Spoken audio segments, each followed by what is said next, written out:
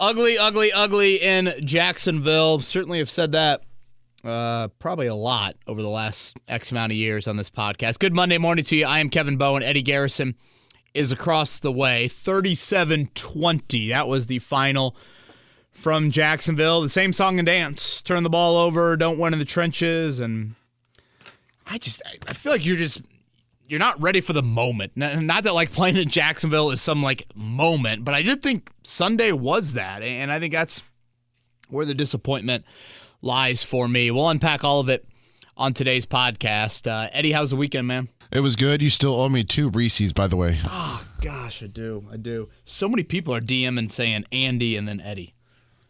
Yeah, I'm getting them too. I've gotten the football Reese's already for Halloween. See, I've already bought the candy, but now I'm starting to eat the candy. Did you call Andy Eddie this morning after I popped in studio for that final segment? I think you did. Did I really? Maybe.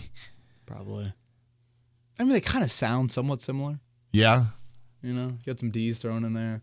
I was trying to make a transition to defense for the Colts there. Defense wasn't great. I don't think they were certainly the main culprit, but let's focus on yesterday, Eddie, and just kind of overall thoughts.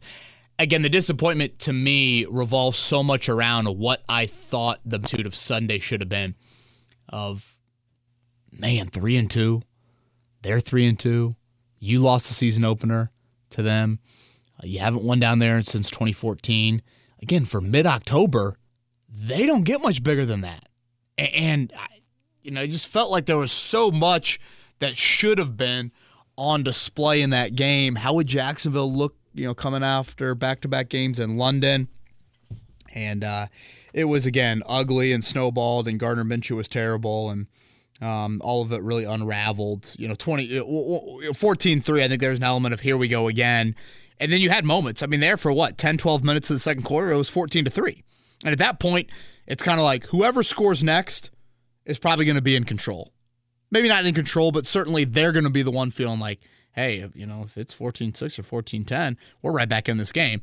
If Jacksonville pushes it to 17-3 or 21-3, which they eventually got to, obviously they're going to feel like they are in control, and they certainly were. So 3-3 now for the Colts. They will welcome the top defense in the NFL into Lucas Oil Stadium coming up on Sunday. And P.J. Walker, who was cut, 37 times by the Colts? Yeah.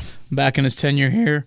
We'll see if he is the guy or if it is Deshaun Watson. I want to go through snap counts and playing time right here in the start while we're talking about the entire game. When you look at the running back position between Zach Moss and Jonathan Taylor, Zach Moss played 39% or 39 snaps, which was 50%. Jonathan Taylor played 33 snaps, which was 42%. Mo Alley Cox, after clearing concussion protocol, only played 8 snaps. That's 10%. And it looked like Drew Ogletree got the main amount of snaps when it comes to the tight end position with Kylan Granson. Granson had 58%, which was about 45. Drew had 36%, so that was 28. Defensively, Shaq Leonard saw a bump up in terms of snaps. He played 52 snaps, which was 81%, which is easily the most. Yeah, that's a big number for him. Yeah, he's played this year. Yeah. EJ Speeds really went down, right? Yes. EJ Speed played 27 snaps, which is about 42% for the defense. Yeah, I was a little surprised to see that. I actually thought, Leonard noticed him a little bit more. And I guess let's just go right into what I didn't like, Eddie. I thought the first thing, and I know this is a little bit more of a philosophical thing, but I just don't feel like you matched the intensity, magnitude that you needed to. Like, again, you should have been, if you're going to ask me before the game, who should be the more fired up opponent? Who should be more locked in, per se? It should have been the Colts. When you consider the history of the series, when you consider you lost the opener, when you consider Jacksonville's coming off the back-to-back games in London, and there was a lot of talk in Jacksonville of like, how would they react to that? How would they play coming off of that? Buffalo was obviously a big win for them the week prior, and I thought they were the ones that were A, more disciplined early, and B, punched you in the mouth early. Colts had those 2 offsides penalties on the first defensive drive of the game. Buckner on a 3rd and 4. I mean, who knows? If you don't go off sides there, is it incomplete? Does Jacksonville kick the field goal? How does that transpire from there? And then they obviously hit you with those 2 just big punches from the Josh Allen strip of Bernard Ryman to then Travis Etienne in a rather easy 22-yard touchdown run there. Some really poor angles by the Colts on that misdirection Wildcat play. And after that, Gardner Minshew, he played like a backup from there on and was really horrible the rest of the game, if you're going to be honest. But, I go back to kind of, again, Eddie, matching the intensity. And then I didn't love Shane Steichen's offensive approach. And hear me out on this. What is the Colts' offensive strength, Eddie? If you're going to name an offensive strength in Indianapolis Colts, what would you say? Probably running the football.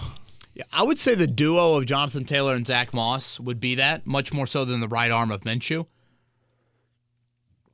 And I thought the plan of attack for Sunday is, okay, how do you test Jacksonville physically? How do you get them in an 80-degree day in Florida where in the 3rd, 4th quarter they might be hands on their hips coming back from London?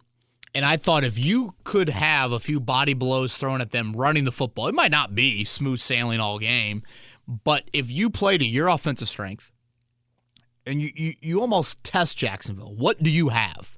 What's left in that tank? Because if we hit you with some first half body blows, does that mean in the second half things start to open up for us? And instead, I thought Shane Steichen got very white flag and very one-dimensional in saying, no, we're going to throw it, try and dink and dunk our way into moving the football, and we're not necessarily going to test that aspect to it. So it was like playing away from a strength, acknowledging Jacksonville. They are a good run defense team, but again, still, I thought it was a bit of a surrender there of, they're in their base personnel package? Yeah, okay, that means we can't run it. Didn't love that. Didn't love that mindset. I think with doing that, you put too much on Gardner Minshew's plate. And if you'd have told me at halftime, Eddie, that Gardner Minshew would have 25 pass attempts and Jonathan Taylor and Zach Moss would have combined for 8 carries, I mean, think about that. Moss and Taylor combined 8 carries. So we down 35-0 already then? Exactly. I mean, that is still when the score's in doubt. Like, don't come at me with the 55 pass attempts. That gets skewed because of what happens in the 4th quarter when you're throwing it, obviously, to try and get back in the game. I circle more of that 25 in the first half, and I'm like, what? I mean, that was the plan of attack. You didn't run it great yesterday. I don't want to act like I'm not acknowledging that. But I felt like if you established a commitment to it early, what would that mean late in the game? What would that mean? How would Jacksonville react to that 3rd, 4th quarter if you're testing them? And obviously you committed 4 turnovers and all 4 of them came on passing plays. So, that certainly didn't help your cause at all. So I didn't like the mindset of, for the second time this season, we've seen everybody pat the Colts on their back after a win, Baltimore being the first. And how'd they react to that? The Rams are up 23-0. Everybody's patting them on the back after beating the Titans of, finally beat this, finally got the win at home, finally ended the streak against Tennessee. And then how do you react to that? I mean, you're down, 31-6 at one point yesterday. Like, that to me is like, we had this comment last week, or had the question last week of like, are they more than a feel-good story? The Colts have kind of been a little bit of a feel-good story here early in the season. Are you more than that? And so far, they've reacted to positivity with, we're not that. Like, we're maybe a little bit better than people thought, but we're not, all the way to whatever tier you want to label them on. And again, just disappointed because I thought Sunday had so much magnitude, and I didn't think the approach offensively was the best plan of attack with that. So that was probably the biggest thing that I did not like. You also obviously did not like Gardner Minshew, as you just labeled out, matching the moment and/or approach coming into the game from Jacksonville's perspective with the Colts. But Minshew was not good. 4 turnovers, 3 interceptions, could have been 6, and of course that strip sack fumble. Yeah, it could have been 6, could have been 7, could have been 8. I mean, it was awful, Eddie. I mean, obviously he completes his first 9, and then I think it was 54% the rest of the way. And to me, I just focused so much on the turnovers. The strip sack, okay, fine, whatever. But let's look at the 2 interceptions. Eddie, the first interception comes in a 14-3 ball game. It's a second down. You're still very much in the game. It's kind of late second quarter. You're in field goal range. At that point, there is no need to be forcing any sort of ball down the field when you don't have it. And he airmails Pittman, and that ball is picked there. And now all of a sudden, Jacksonville, who was in a bit of a rut offensively in that second quarter, they really didn't do a whole lot in that second quarter stretch. Again, for about 12 minutes there, Eddie, it was a 14-3 ball game. And it was, all right, who's going to deliver the next blow? And you had an opportunity there to potentially make it 14-6, eat up a little bit more of the clock, and that might be the score at half. And all of a sudden, you're running into that halftime locker room and you're saying, weather the storm, boys. Weather the storm. Defense, come out, get a big stop, start the third quarter, and see what happens. You did not do that with that pick. And then the second interception, that is a first down. It's a clean pocket, and it's a two-score game. So I found myself watching the Minshew interceptions yesterday, and particularly the first two, and I know the last one wasn't great, but at that point, it's desperation mode. I almost, I don't focus on that as much as I focus on the first two. Eddie, I watched both of those, and I came away saying, why? Not how, but why? And honestly, I hold Minshew to a higher standard than a lot of backups because he has started, 25 or more than that, 40-some games. Or excuse me, he's played in, I think it's 40 games, started over 25 games in his career. I hold him to a higher standard because he has shown throughout his NFL career he's not a turnover-centric guy. He's not this dude that just peppers you with a bunch of interceptable balls throughout a game. And I felt like yesterday he had a bunch of them. The other thing that I feel like is worth mentioning, Eddie, and again, this is me going strictly off of my own opinion on it, although there's maybe a little bit of evidence behind the scenes that points to this.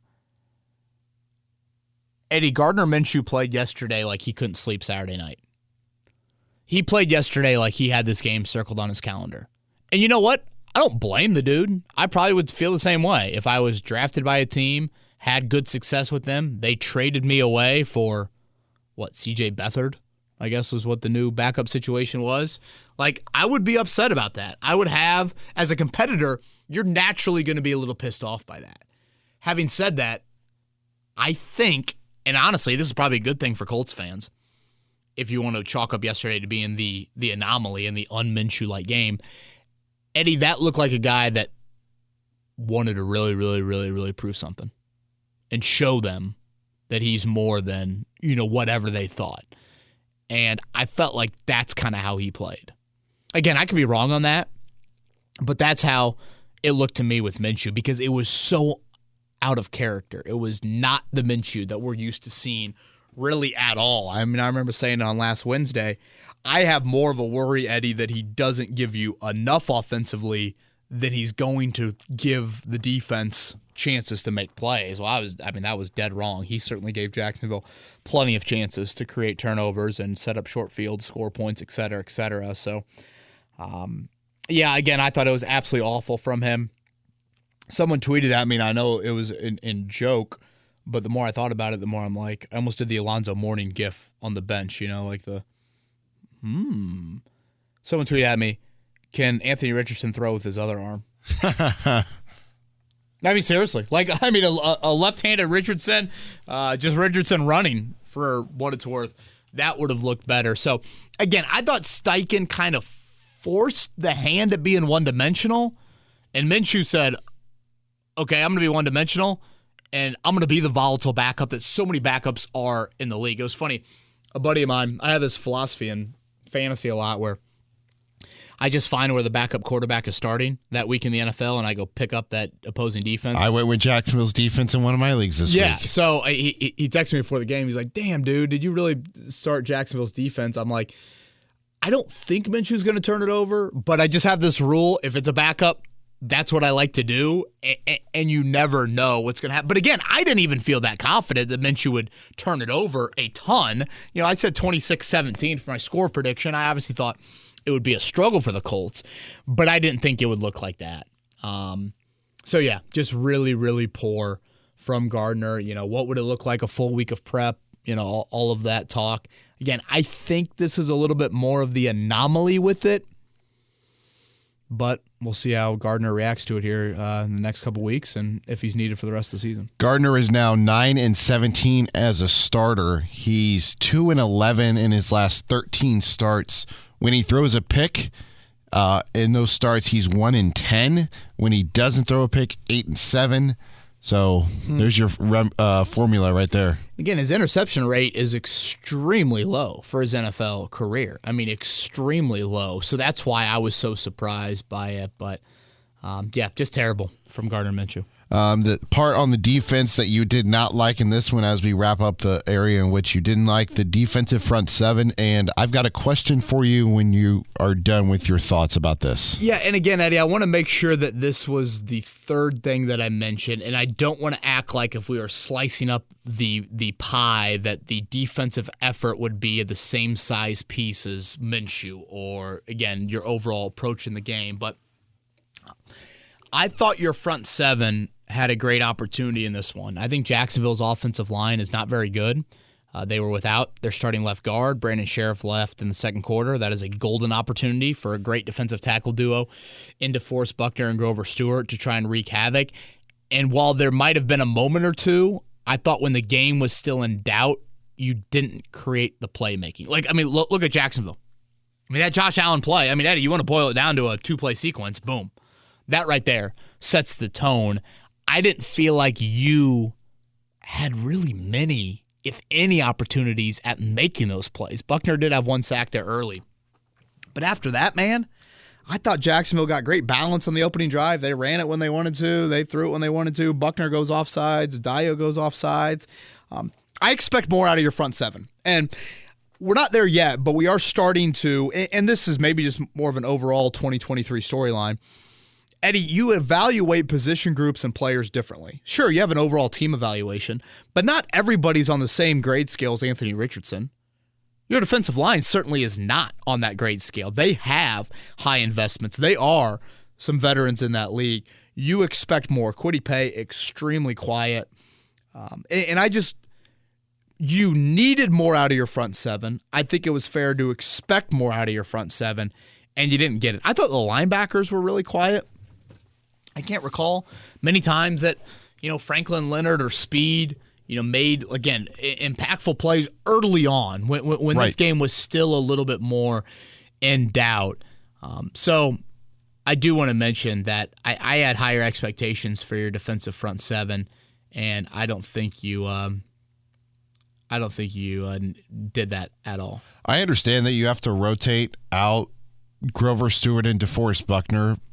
But the question I have when I was watching that game, why are you rotating them out together in potential running downs? Because to me, like Eric Johnson and Taven Bryan in there. Yeah, because to me, every time that happened, it was Jacksonville. They're like, all right, ears are up. We're going to run the football right down your throat. And that's when they had effect. That's when they were effective in the run game. I just don't understand why you're subbing both of your stud defensive tackles right up the middle out simultaneously. Yeah, it's like you've got the two studs on the basketball team. Make sure you leave one in of the bench unit, to kind of make sure that the ship is still afloat with that. So, yeah, I did not love the front seven playmaking. That's a fair point that you bring up, Eddie, because, Jacksonville's got great skill. Evan Ingram made some big-time catches. Christian Kirk made some big-time catches. ETN is a really nice talent. But I just didn't feel like the area where you should have an advantage, I didn't see that show up enough. Yeah, I feel you. ETN averaged 3.1 per carry, but he had that big 22-yard. It was just like that first game back in week one. Like ETN's average on a yards per carry basis was just skewed from one carry. Right, and I point so much to more of when that game was in doubt. I mean, he had 11 for 52, 4.7 in the first half. Yes, he had the 22-yarder that, again, I didn't love just the effort on that play either. Their balance in the first half, Eddie, is what really just kind of stood out to me, particularly on that opening drive. They just kind of got whatever that they wanted, really.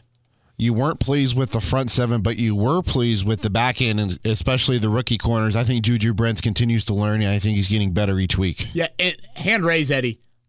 I don't know of many positive individuals from the game. Yeah, I mean, we'd be grasping at straws. I guess Matt Gay, maybe Michael Pittman. I don't know where you kind of turn to for individuals here. And usually I can find them. Like usually, I mean, that's why we do this segment, because I think it's really key that not everything is negative. Not everything's positive. Not everything's negative after a loss. Not everything's positive after a win. So that's why I do think this segment is beneficial. But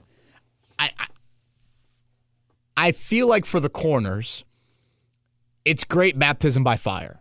And I thought yesterday, Eddie, there were some moments out of Juju Brents I really, really liked. And then there were some moments out of Juju Brents and Jalen Jones that I'm thinking, well, they look like rookies. And they look like rookies playing against a good quarterback.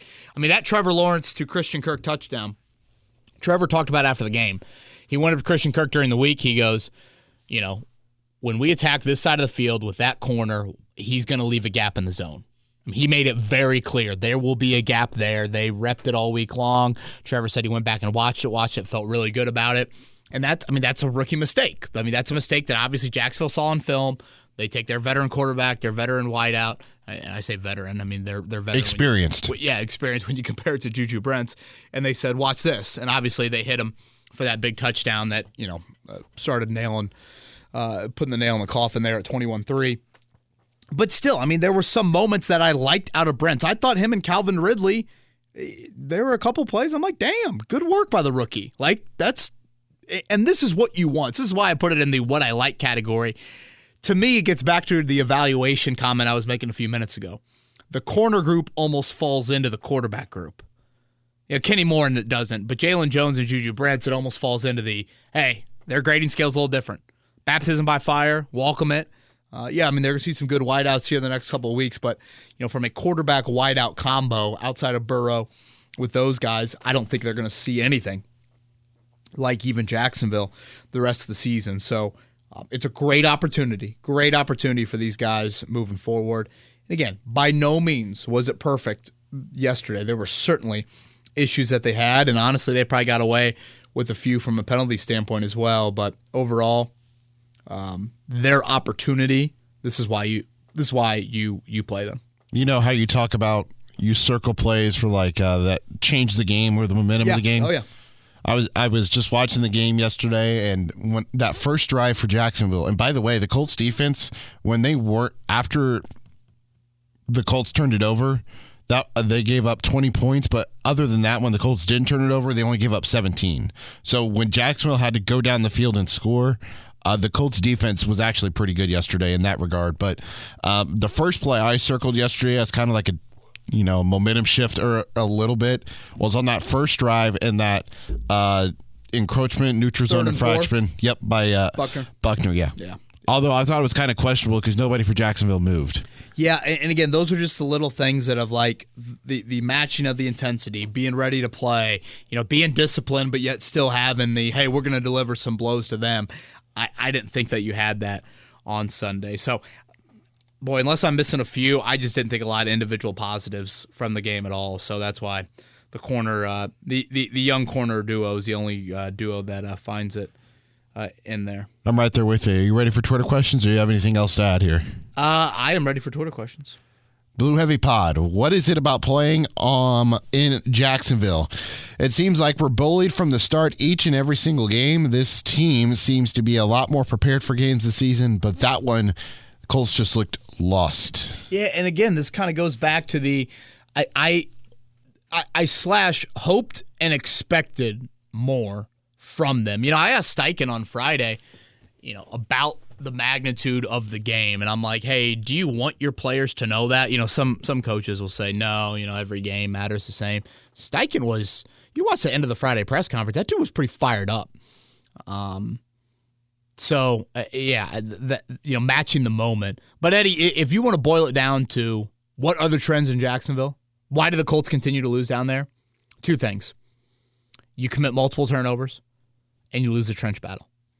The faces have changed. The quarterbacks have changed. That is always a constant. You have multiple turnovers, and you lose the trench battle. And we saw that again yesterday. Ryan's Twitter question or X question is up next. With Gardner Minshew's offensive ceiling being exposed and the new likelihood that Anthony Richardson is done for the year, what should Colts fans be cheering for as the season goes on? I'm lost, KB. I don't want AR rushed back too soon with this serious injury and don't want Gardner or Shane Steichen to claw our way to 7 or 8 wins, sliding us further back in the draft. I've never been okay with losses, but I think I just want to watch Juju Brents, Josh Downs, and Bernard Ryman develop and let Anthony Richardson get healthy. I've always kind of felt in line with what you thought the Colts should do long term. So what's the move, KB? Realistically, what are we hoping for as fans? Win or loss? This podcast always delivers. KB, Eddie, great work. Thank you, Ryan. I appreciate that. I want to get to the storyline aspect of okay, what should you be looking for the rest of the year in just a second. But Eddie, let's do focus on Anthony Richardson right here.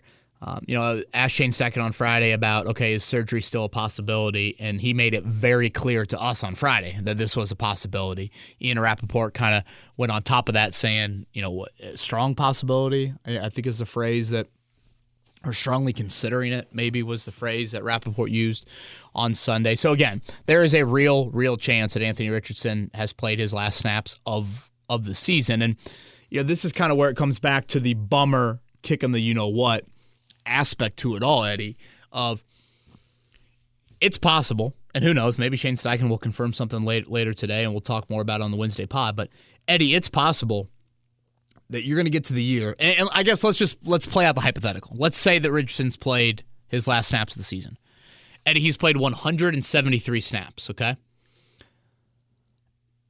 Last year as an offense, you played 1,151 snaps. I promise there won't be as much math in this week as there was last week. Did you do the math ahead of schedule this time? Yeah, I did, okay? So the percentage of that, okay, if they were to play the same number of offensive snaps as last year, that would mean Anthony Richardson will have played 15% of the offensive snaps this season.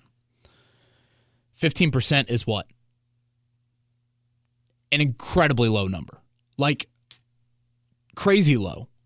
And that, to me, is where it comes down to, and I should probably just start finding synonyms for it. Bummer, kicking the you-know-what, all of those things. Basically, if you want to boil it down to, Eddie, we could be looking at the end of the year, and Richardson will have played 2 6-quarter segments. He'll have played the first 6-quarter segment of the year, started against Jacksonville, left, what was that? I guess early second quarter, so I guess if you really want to boil it down, a little over 5 quarters in that first segment. And then the second one, he played the whole Rams game and then got hurt, 4 minutes to go in the first half against the Titans. So basically, he will have played 2 6-quarter segments, and I think one of the wilder things, just based off that and how the schedule has unfolded, Eddie, he will have played 1 quarter on the road all season. 1 quarter on the road. I mean, you play 32 quarters on the road? Yeah. And he will have played 1? The sample size, when you start to get into the numbers, it is so small that he will play in his rookie season. Now, again, undoubtedly, I think the signs are encouraging by what he showed in those 173 snaps, but you could probably splice out 173 snaps of a lot of quarterbacks in their rookie seasons and be like, man, there were some nice flashes there. I don't know. Bryce Young's first half yesterday. Yeah. By all accounts, seemed to be a pretty good first half. So that's where it gets into the difficulty. Even if you just separate the injury situation and you boil it down just to Richardson and his time on task, if you will, it's so small. And again, this is the guy that needed it more than any of the others in terms of these young quarterbacks. So, again, we'll await official word, but gosh, dude, I feel like I'm like a second grader on the playground, just discovering what happens if I kick my friends, where. So what are you hoping for the rest of the year then, if it is Richardson? Okay, Ryan, I feel like after every loss, there is that vocal minority, however you want to describe it, of, hey, losses aren't the worst thing in the world. And again, I know I've probably been a little bit more acknowledging of that. I tend to think Gardner Minshew-led wins don't necessarily lead to a whole lot of 2024, 2025, 2026 meaning. Yeah. If that makes sense. But let's splice it. I mean, Eddie, we did a podcast right before training camp started, or maybe it was right before the season started, of non-Anthony Richardson storylines. Bernard Ryman, Kwity Paye, Michael Pittman in a contract year. Does your O-line bounce back? How do your rookie corners look? How does Shaq Leonard look? You know, you can get to Alec Pierce in year 2. Yeah. You can get to a lot of other storylines, and we'll certainly focus on that. And I think it's important to still watch the games with kind of that eye through that lens of there's a lot of other things of like, yes, you need the quarterback piece, and it is the biggest piece, but what have we always talked about after you make the quarterback selection? Development and support. Support and development, however it wants. Okay, so support, that's what you're trying to find. And I think those are the storylines. Obviously, you want to see Shane Steichen in these kind of head coaching moments and how he looks in those settings. So I think that those are some of the items you can point to, Ryan. Again, wins, losses, I'm probably a little bit more long-term thinking than most in that. And I get it. When you're still in the heart or in the heat of a division battle and you've shown some promise and you're 3-2 on the year, the wins probably do take on a little bit more of an onus from the fan base. Totally understand that. But I probably am one that falls a little bit more on I see some benefits of having a high draft pick and what that could mean to the support for your quarterback moving forward. By the way, we forgot to mention Alec Pierce left the game yesterday with a shoulder injury. Hopefully Shane Steichen able to provide some clarity on that today, Monday afternoon. We'll focus more on that Wednesday, Eddie, but I mean that could be a big one. Oh, yeah. On many levels. I mean, you know, I know Pierce has not been some constant presence by any means, but if you really boil down like what position group has the least amount of depth on your football team, I'd say outside wideout. Oh, duh. Yeah. I mean, Pierce has played like 90-some% of the offensive snaps this year. I did like what they were doing with him in that first quarter in the opening drive, get him the ball. Yeah, he caught one underneath. Yeah, it caught a couple underneath. Yeah. Again, he's got speed. I mean, just see it in some other avenues there. And you know, really one of the more underrated plays, looking back on it, Minshew missed him on that drive after the strip sack. After the strip sack and the touchdown, it was 14-3. He got behind the defense, an opportunity there. Minshew missed him, and then Pierce did have a holding penalty on the next drive, and it just kind of snowballed from there. Craig says it was a brutal game for the Colts, and hey, Kevin, the Colts had a very efficient short passing drive. The Colts had a very efficient short passing drive for their first drive. Took 16 plays to score the field goal in almost 10 minutes off the clock. They seem to go away from that. Was it adjustments made by the Jacksonville defense, or was Gardner Minshew just horribly inaccurate and the offensive line couldn't hold up when he threw downfield? Surprised they didn't keep what was working on the first drive. Yeah, again, we kind of broke down what happened after that. You had the fumble on the next series, and then Minshew misses Pierce. Pierce gets a holding penalty on a quick hitter to start that would be the fourth drive, I guess. And then I think the drive after that is the interception by Minshew. So, the passing game certainly was the focus. I mean, that was, guys are talking about it after the game. Jacksonville's in their base personnel. We're not going to run it against that. To me, that is, I was very curious what Jacksonville would look like when the fourth quarter rolled around yesterday. And I thought by your plan of attack, you didn't test them in that area. You kind of threw up the white flag and said, our strength is a run game. That kind of matches their strength as a run defense, and we're not going to dictate to them. They're going to dictate to us. So that's where I didn't like some of that stuff. And, Eddie, I think a lot of this probably also falls on we know who Gardner Minshew is. I mean, that opening drive yesterday was peak Minshew. Yes. I mean, quick, efficient, short, nothing vertical, like hits his first 9 and then incompletion. And I guarantee you, Jacksonville came to the sideline and said, enough of that. Like, we know that like this is what it's going to be, and we need to make sure we suffocate on the outside as much as we can early in routes. And if he's got to hold on to it, who knows what'll happen there. But I don't know, Eddie. Maybe I'm putting too much into like how Minshew handled that environment, but that dude is a lot more of a competitor behind the scenes than I think he gives off, and just the natural Uncle Rico look to him. And, he can have some funny moments in press conference settings. It was lit. How do you blame him? But I think he I think he was pretty pacing in the hotel room sort of feel to it. And I think you saw that in his play.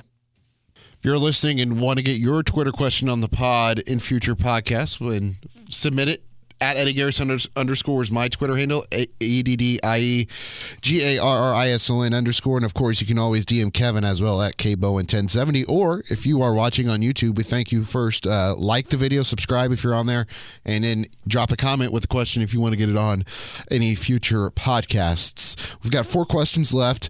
Brian wants to know, did the 2022 Colts show up yesterday? In all honesty, if Anthony Richardson isn't playing, this team is slow, no sense of urgency, and lacks playmakers. Kind of sounds like the 2022 Colts, if you ask me. I am happy they lost, as the Colts need the high draft pick. Until Richardson comes back, that's what they need to do. The offense is meh without him. The Colts are a boring watch. Can I get a wideout? Amen. Oh, freaking Bowen over here. Brian fired up by that. Let me throw some names at you, Eddie. Philip Walker, or I still call him Philip. Philip Walker or Deshaun Watson. Derek Carr, maybe. Bryce Young, maybe Bailey Zappi.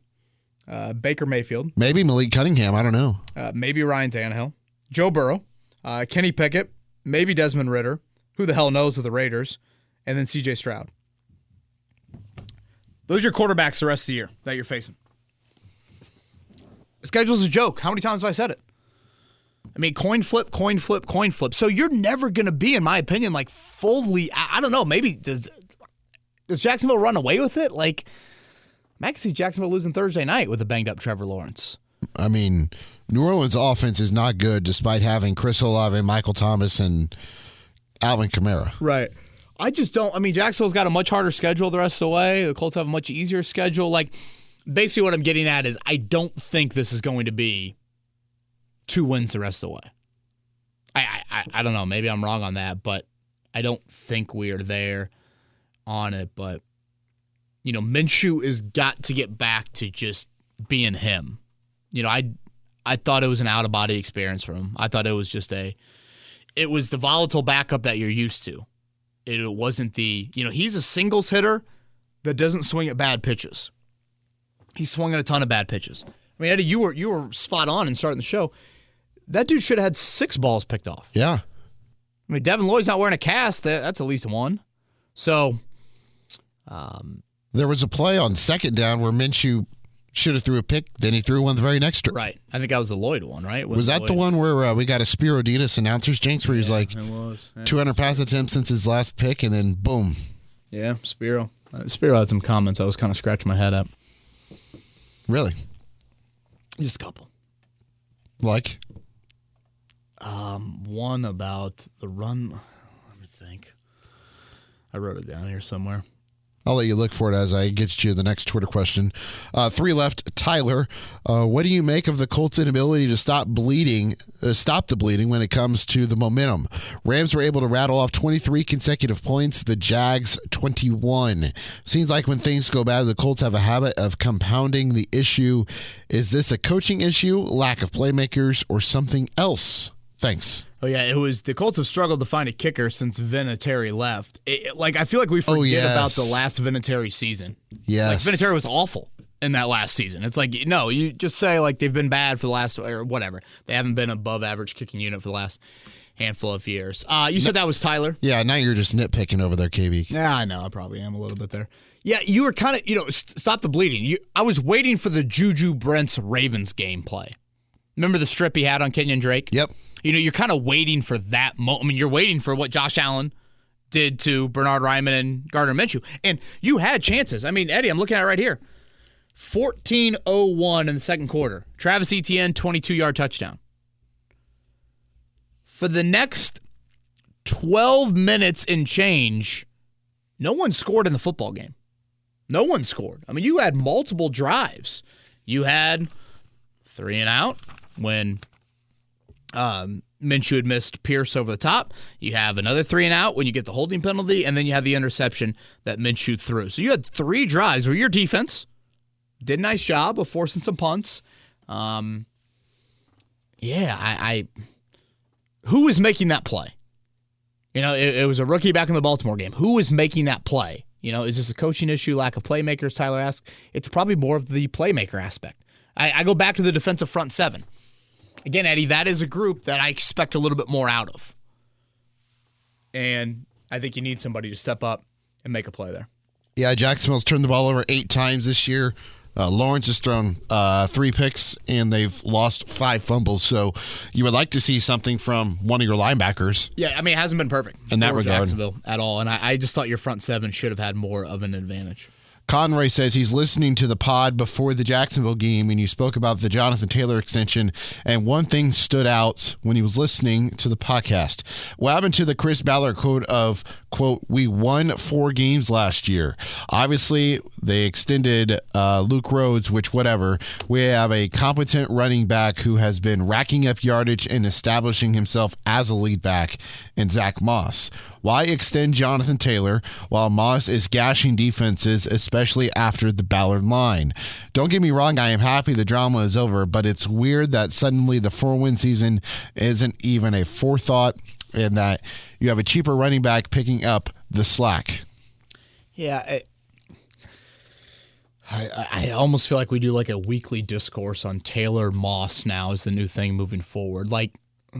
Jonathan Taylor had your biggest play the first half yesterday on that 40-yarder? Zach Moss is not doing that. Yeah. Those are the sorts of plays that Taylor can bring. I think the career of Jonathan Taylor certainly tells you that he's worth more money than Zach Moss. So I don't believe they are comparable on a career arc. I was thinking about this the other day because, again, we were, 10 days removed from Jonathan Taylor's awkward press conference? Eddie, Jonathan Taylor did not show up to the first 4 Colts games and then acted like everything was fine. It's just wild to me, how, I just needed to get healthy. Well, if that was your only gripe, why aren't you standing on the sidelines the first 4 games of the season with all your other injured players? And why aren't you at practice? Exactly. I go out to practice every day, and who was there? Jelani Woods on injured reserve, Jake Wood on injured reserve, Daniel Scott on injured reserve.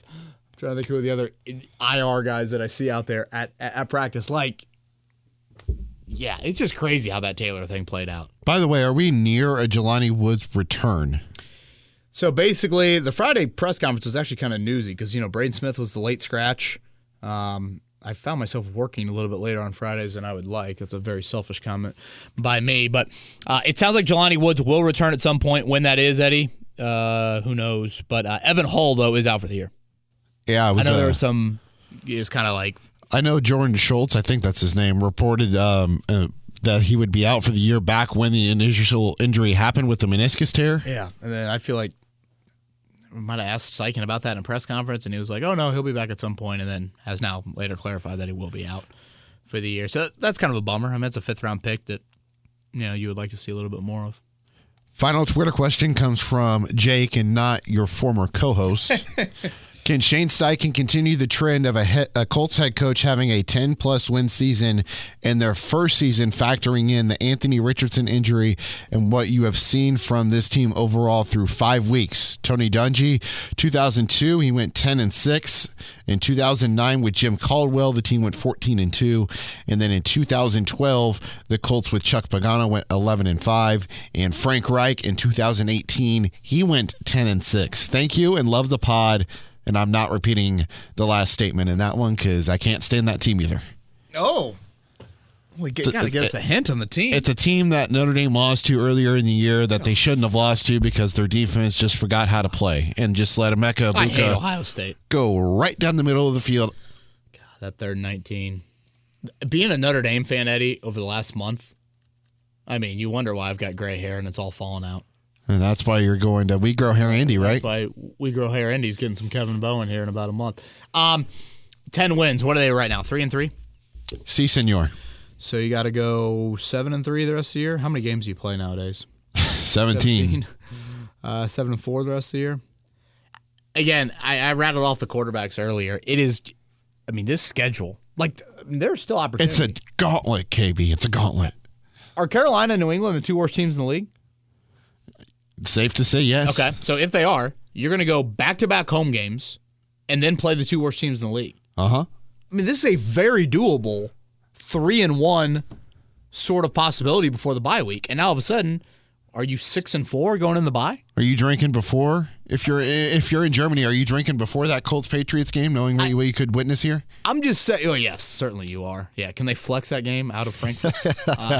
I'm just saying. I mean, there is an opportunity here to do something. Cleveland, I believe, is a very slight favorite. I think I saw it open up at 2. Yeah. So, and we'll see what their quarterback situation looks like. And I think that's what adds the frustration. Again, I don't think they're going to win 10 wins. I'm kind of a believer. You always stick by your preseason prediction, at least I guess as long as it makes sense. And I think so far mine of 7 wins makes sense. But we'll see how it plays out. And again, I think that's the stinging nature from yesterday. It's that it was such a golden opportunity. Not that Jacksonville's a bad opponent. It was such a huge game, and they reacted to it better than you did. And I think that's where the sting is for me of you hoped/expected more. And Jacksonville looked like the team that was just hungrier and just wanted it more and punched you early on, and then you were on the ropes and compounded some mistakes. And again, Gardner Minshew, to me, just looked like a deer in headlights, which he usually is not that. Like I feel like I watch him play quarterback, and I'm like, that's not happy feet, not composed, throwing the ball to the other team, and you just pray they drop it. Mm-hmm. Yesterday, that's what he looked like. Yeah, he threw off the back foot a lot, which was the back foot weird. to Pittman. Yeah. Andy Sweeney, our morning host, was very upset about that play. That play was just kind of the cherry on top. Like, that to me is the desperation mode INT. I thought the first 2 INTs, a first down and a second down of a 2-score game, you don't need to try and be a hero here. You don't need to be Caleb Williams. I was in the mode of take the field goal there because you still have like 13 plus minutes left in the fourth quarter. And yeah, you brought that up to me earlier. The offense for Jacksonville really hadn't done much in the second half, and I felt like if you can convert there, you make it a 2-score game. I think you gave yourself even more life than you already had. And that thought crossed my mind. I was probably a little bit more of you still need 2 touchdowns. Your offense has not moved it great all game. This is your best chance to try and get one of them. A 4th and 5 from the 15. I certainly hear you out, and that you obviously needed to get 3 scores at some point. To me, it would have been different if it was a 4th and 9 at the 30. Right. Versus a 4th and 5. Or 4th and 17 at your own, whatever that was, 20? Yeah. Which is, at that point, just punt it away. Yeah. We've got a podcast coming out Wednesday. Make sure to follow you on Twitter at KBowen1070 and check out his latest work online at 1075thefan.com. I appreciate that. Eddie, go ahead and plug your Twitter account. Eddie Garrison _ EDDIE GARRISON _ could be a very newsy Monday for you with Alec Pierce injury, potential maybe slight update with Anthony Richardson from Shane Steichen this afternoon. So make sure you follow KB on Twitter, X, Facebook, whatever. Are you on Threads?